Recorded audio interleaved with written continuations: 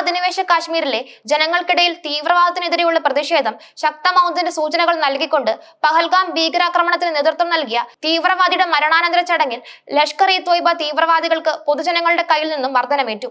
ജമ്മു കാശ്മീരിലെ സൈനിക ഏറ്റുമുട്ടലിൽ കൊല്ലപ്പെട്ട ഹംസ അഫ്ഗാനി എന്ന ഹബീബ് താഹിറിന്റെ മൃതദേഹത്തിന്റെ അന്ത്യപ്രാർത്ഥനയിൽ പങ്കെടുക്കാനെത്തിയ ഭീകരരെയാണ് ജനങ്ങൾ തല്ലിയോടിച്ചത്. പാക് അധിനിവേശ കാശ്മീരിലെ കുയാൻ ഗ്രാമത്തിൽ നടന്ന ഈ സംഭവം മേഖലയിലെ ഭീകരർക്കെതിരായ ജനവികാരം എത്രത്തോളം ശക്തമാണെന്ന് വെളിപ്പെടുത്തുന്നു. ലഷ്കർ ഇ ത്വയ്ബ കമാൻഡറായ റിസ്വാൻ ഹനീഫിന്റെ നേതൃത്വത്തിലുള്ള സംഘമാണ് ഹബീബ് താഹിറിന്റെ അന്ത്യപ്രാർത്ഥനയിൽ പങ്കെടുക്കാനെത്തിയത്.